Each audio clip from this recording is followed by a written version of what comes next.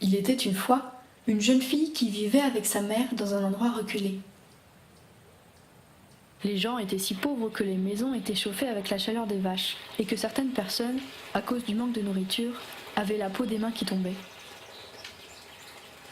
La jeune fille qui habitait dans cet endroit reculé s'appelait Maria.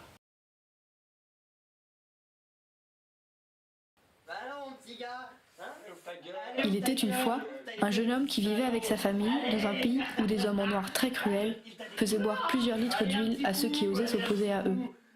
Le jeune homme qui habitait dans cet endroit s'appelait Emilio.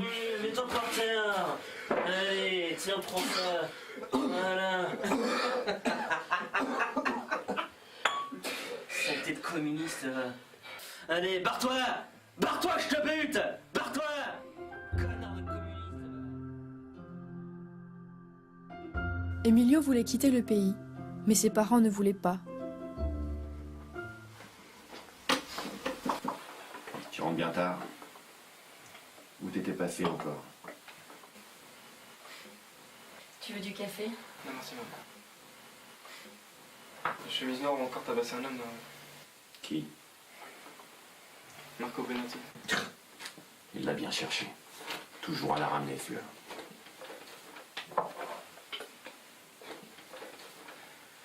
J'ai pris une décision. Je quitte le pays. Quoi? Enfin, mon petit, qui c'est qui t'a mis une idée pareille dans la tête? Personne. J'ai pris la décision tout seul, mais personne ne peut se lever.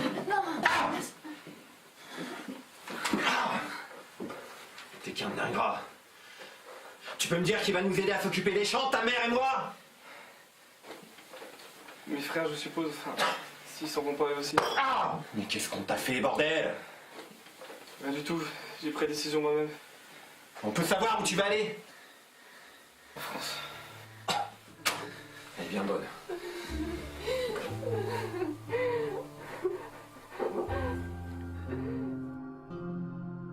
Maria aussi voulait partir. Un jour, sa mère mourut du choléra. Alors, elle fit sa valise et monta sur un grand paquebot avec ses cousins pour partir vers l'Amérique.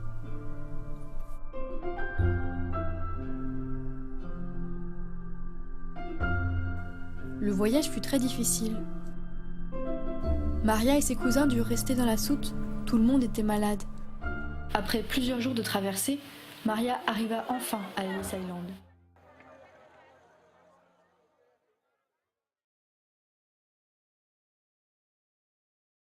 On demanda à Maria de se mettre toute nue pour vérifier l'état de sa peau.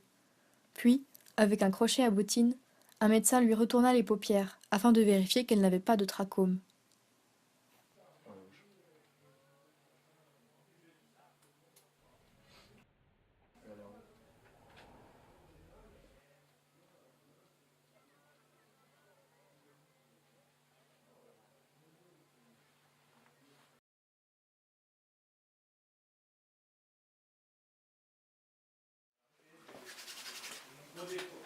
Bon, et pour aller plus loin avec sa bassine, il va niquer mon registre là. Bah, comment tu veux que je fasse?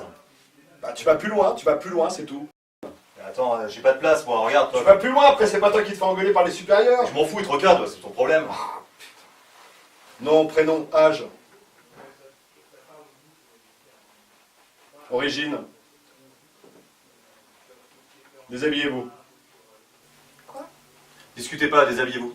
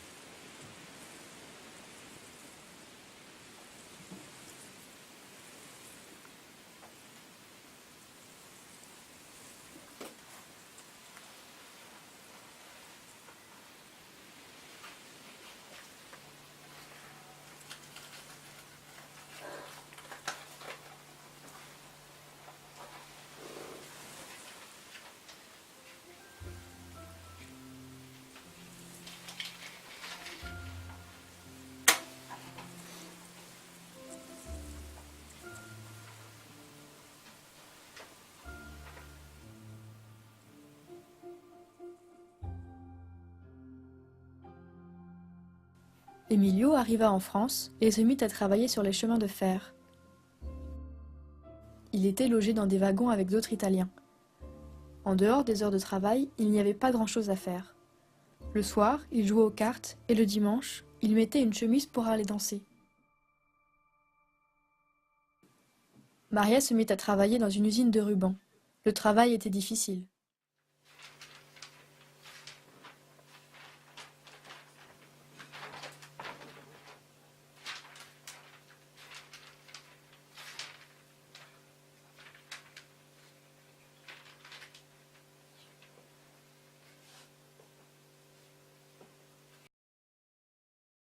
Emilio, de son côté, fit les démarches pour se faire naturaliser français.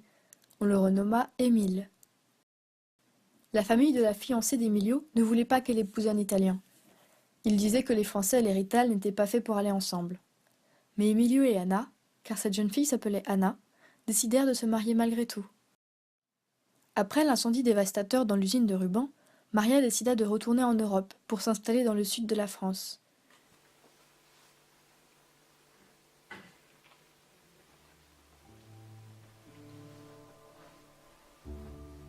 Elle s'installa dans un petit village, appelé Gonfaron, et se mit à travailler dans une usine de bouchons. Il fallait arracher l'écorce des chênes lièges que l'on coupait en petits morceaux. Emilio devait trouver de l'argent. Quand son travail sur le chemin de fer se termina, il se mit à réaliser d'autres petits boulots. Entre deux contrats, il décida de retourner voir sa mère en Italie.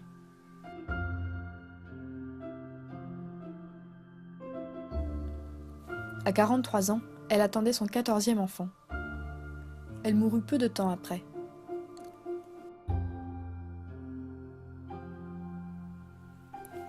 Lors du retour en France, un problème mécanique força le train à s'arrêter dans une petite bourgade. Aucune autre locomotive n'étant disponible, Emilio décida de se rendre en ville pour acheter à manger.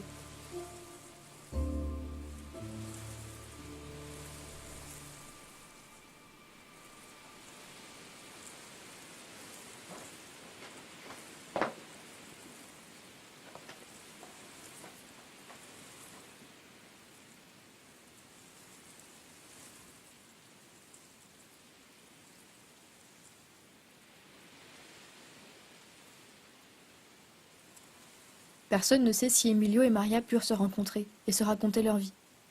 Le lendemain, Emilio reprit la route pour rentrer chez lui et retrouver son épouse. Mais ce qui est sûr, c'est que leur histoire était loin d'être terminée.